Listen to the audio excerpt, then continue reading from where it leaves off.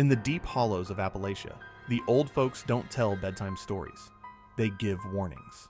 If you hear something calling your name from the trees, no, you didn't. If you see a light dancing in the ravine, don't follow it. If you hear whistling in the dark, never whistle back. And whatever you do, once the sun dips behind the ridge, you lock the door and you don't look out the window. Most people look at a map of the East Coast and see a scenic backdrop. They're dead wrong. 2,000 miles of jagged, ancient rock have been folding in on themselves here for 300 million years.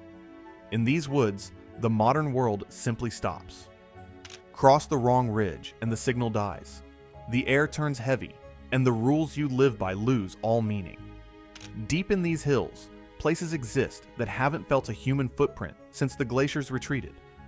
This timber-choked abyss has been swallowing secrets since before the Atlantic Ocean even existed. GPS units feed you garbage, dragging you into the gaps until the battery dies and your map becomes a joke. These ridges don't listen to prayers. They just wait for you to stop making noise.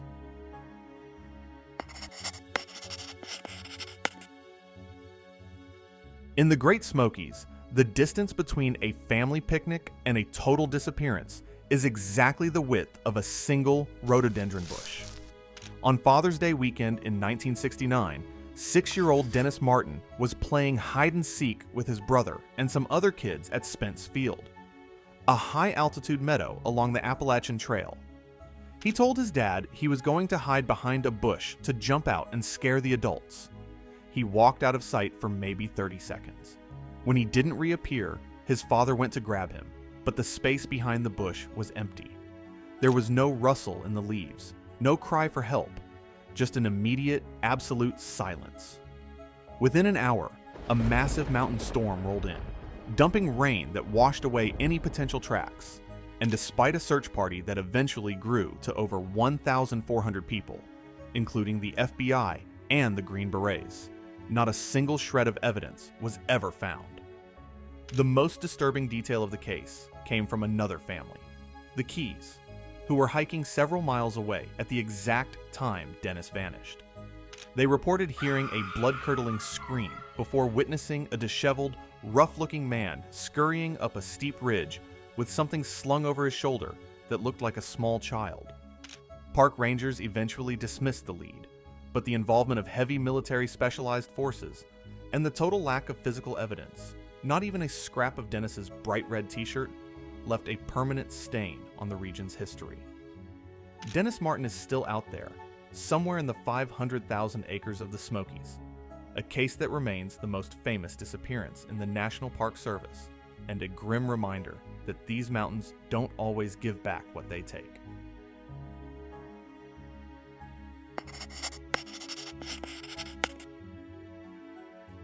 In the winter of 1966, the people of Point Pleasant realized that some shadows have eyes, and those eyes glow with a burning, hypnotic red.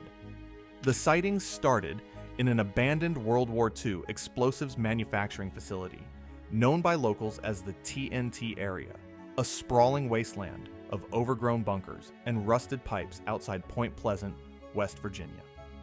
On a cold November night, two young couples were driving past the site when they saw a man-sized creature with a 10-foot wingspan standing in the middle of the road. They described it as a gray, headless entity with glowing red eyes set deep into its chest. As they panicked and floored the accelerator, the creature didn't just fly. It glided alongside their Chevy at speeds topping 100 miles per hour, effortlessly keeping pace without ever flapping its wings. Over the next 13 months, dozens of credible witnesses, including local deputies and firefighters, reported seeing the same thing. This wasn't a collective hallucination or a misidentified owl. It was a physical presence that left people with scorched retinas and a lingering sense of pure existential dread that the town had never experienced before. As the sightings increased, the atmosphere in Point Pleasant turned from curiosity to a state of near-total siege. People reported men in black wandering the streets, strange phone interference, and glowing lights hovering over the Ohio River. The terror reached a breaking point on December 15, 1967, during the height of the Christmas rush, when the Silver Bridge, a major artery connecting West Virginia to Ohio, suddenly snapped and plunged into the icy water. 46 people died in the collapse, and the Mothman sightings stopped almost immediately after the disaster. This led to the chilling theory that the creature wasn't a predator at all, but a harbinger of doom that had been drawn to the area by the sheer weight of the impending tragedy. Today, a 7-foot steel statue of the creature stands in the center of town, serving as a grim reminder that in the Appalachians, the appearance of something other usually means that the ground beneath your feet is about to give way.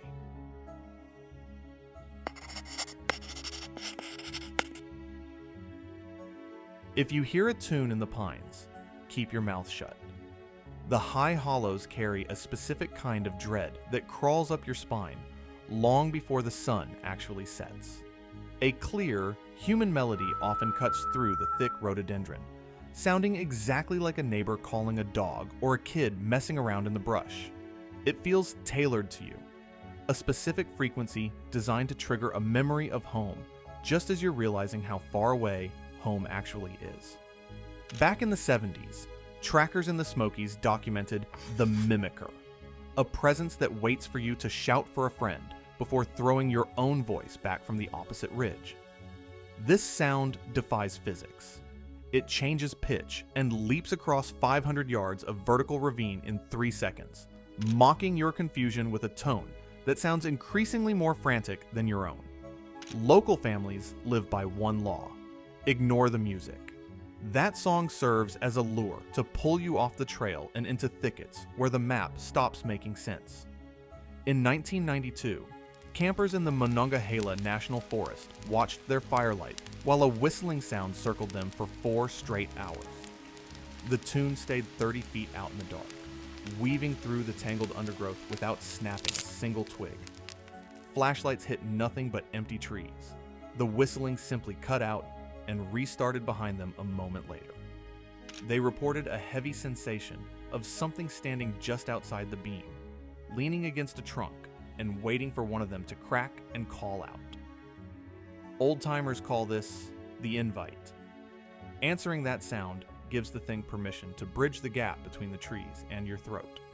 It's a game played by something that's lived in these ridges since the glaciers melted, using familiar melodies to lead people into the unmapped gaps where they simply stay lost.